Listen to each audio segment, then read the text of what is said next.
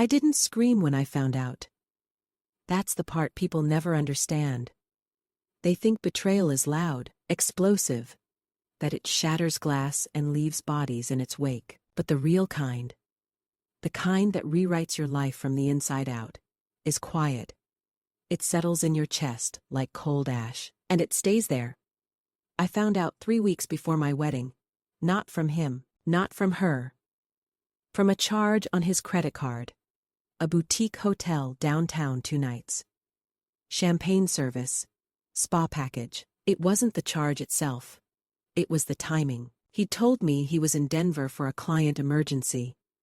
And she, my maid of honor, my best friend, since we were 12, had texted me that same weekend from her parents' place. 2 lies, same dates. At first, I told myself I was being paranoid.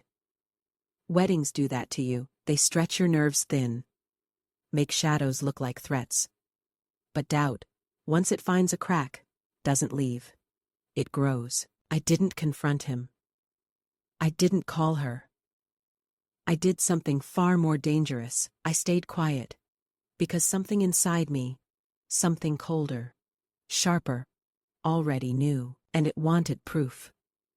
The hotel receptionist didn't think twice when I smiled and said I'd lost my receipt. People see what they expect to see. A bride, to be in a soft cream dress, polite, composed, harmless.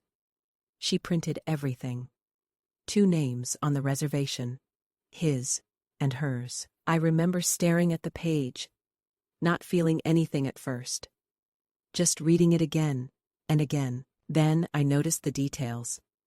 Room upgrades, late checkout, room service, expensive wine, desserts, breakfast. For 2.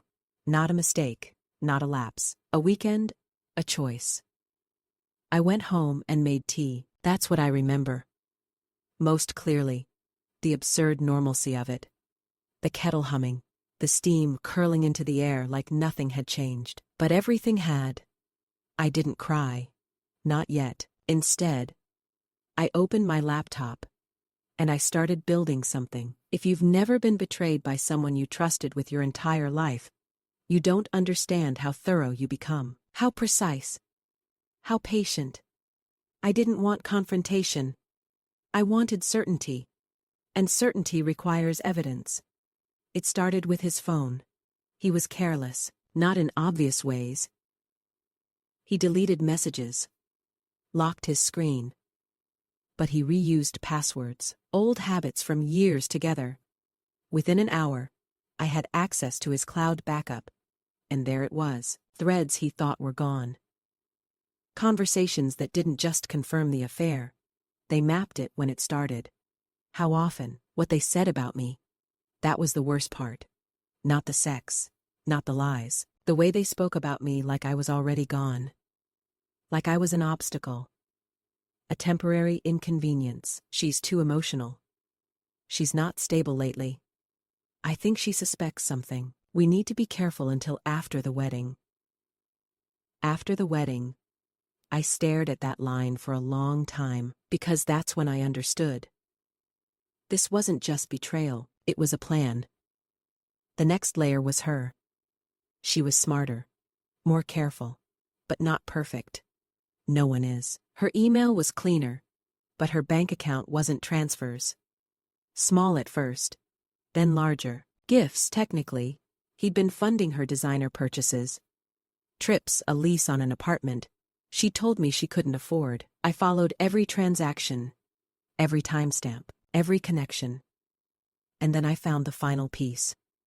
The one that turned anger into something colder, something focused. My mother's number in her call log. Frequent, long conversations, late at night. I listened to the recordings I recovered from his backup. They didn't know he had automatic call storage enabled. People rarely check their own settings. She's not well, Mrs. Carter. I am really worried about her.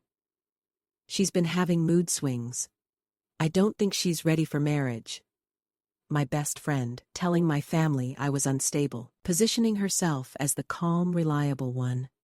The one who could help. the one who could step in. And they believed her. Of course they did.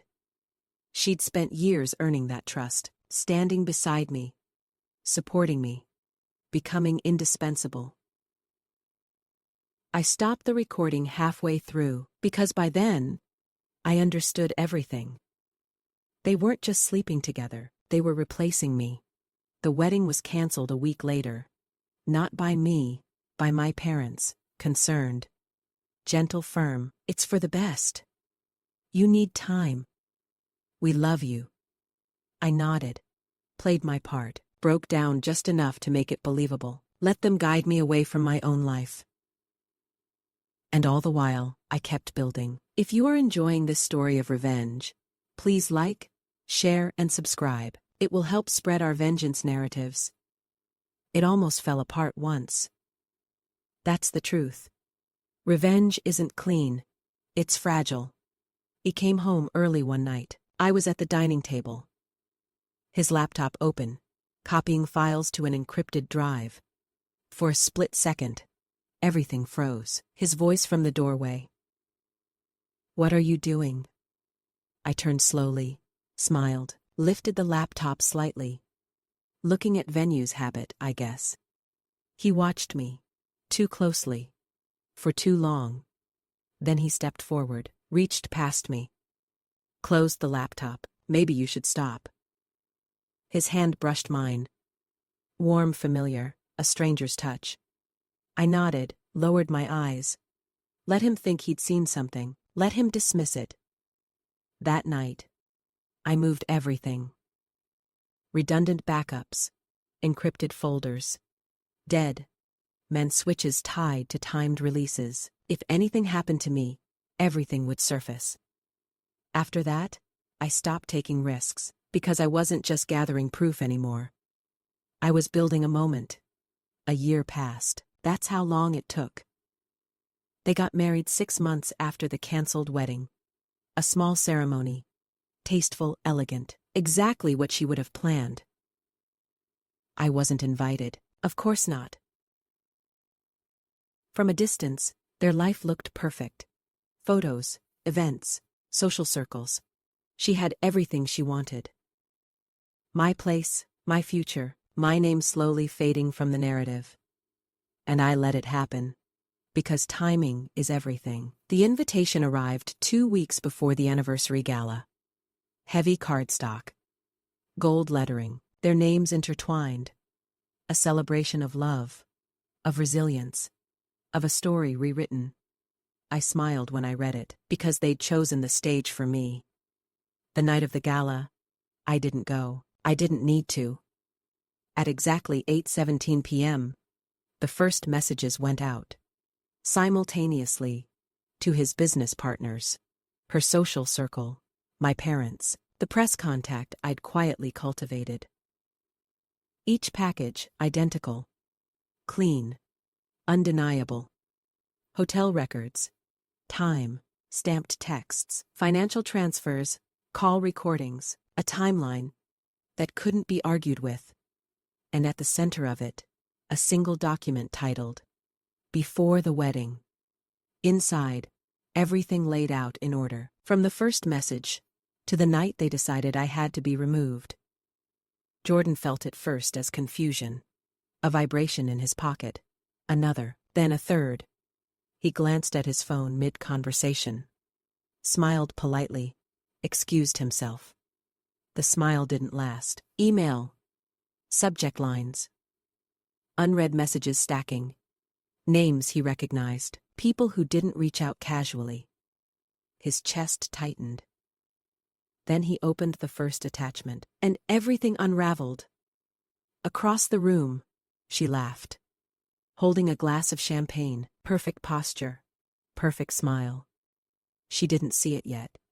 But she would, because her phone lit up next. And when she opened the file, her expression broke. Just for a second, but it was enough. People notice shifts like that, they always do. The room didn't explode. It tilted. Conversations faltered. Eyes lingered too long. Phones came out. Truth spreads faster than lies. Especially when it's documented. He looked for her, she looked for him. And in that moment, across a room full of people, they both understood the same thing. This wasn't random. This was deliberate. This was personal. At 8:29 p.m., they received the final message, not an email, not a document, a video, pre-recorded. Simple, direct. I sat at my kitchen table, same place where it all started, calm, composed. And I spoke. I wondered for a long time how I would do this. No anger, no raised voice. Not how I would expose you. That part was easy. A pause. But how I would make you understand. I leaned forward slightly. You didn't just betray me. You replaced me. You built a life on the assumption that I would disappear quietly. Not kind. You were wrong. Another pause, letting it settle.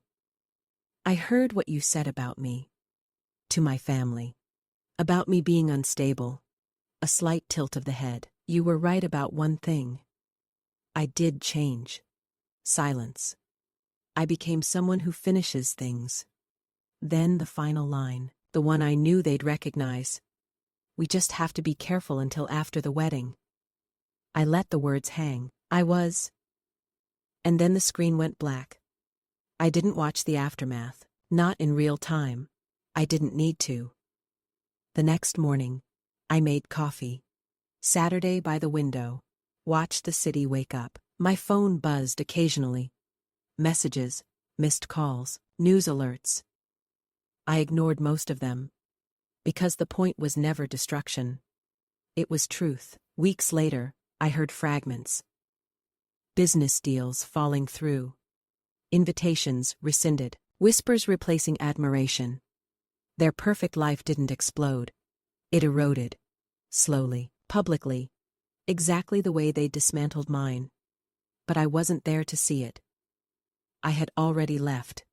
A new city, a new life, built quietly. On my terms.